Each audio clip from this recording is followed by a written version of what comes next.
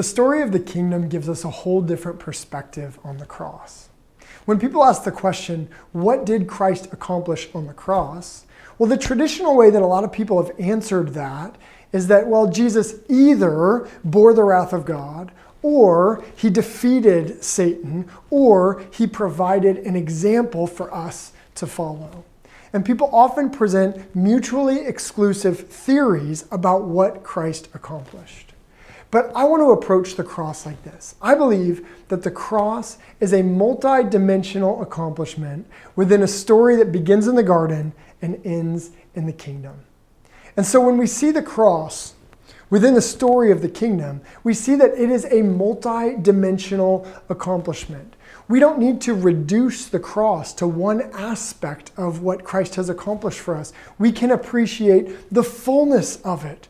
Through the cross, Jesus forgives our sin. He bears our guilt and our shame. He adopts us into a new family. He conquers and vanquishes our enemy, Satan and demons. He provides an example for us, and on and on and on. The dimensions of what Christ accomplished on the cross are unending.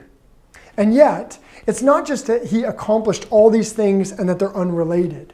No, there's coherence in all of this, because at the heart of the cross is that Jesus died in our place for our sins.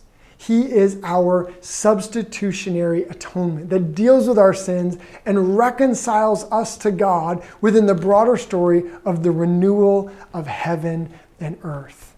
And when we talk about the meaning of the cross, we need to remember both the vertical and horizontal reconciliation that takes place. Christ died in our sins, reconciling us to God, but he did so within this broader work of reconciling the world to himself. So through the blood shed on the cross, we're made right with God. This is good news. But we're also made right with one another. The dividing wall of hostility has been torn down, and God is building a multicultural people who are united in his Son, Jesus Christ. And this plays out in everyday life because we are called to take up our cross and follow the King. In 1 Corinthians 1:18, the Apostle Paul says, "The message of the cross is foolishness to those who are perishing. But to us who are being saved, it is the power of God."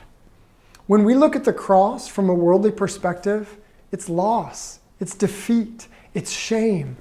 But when we look at the cross through the lens of faith, it's the power and wisdom of God. Christ is reigning from the cross.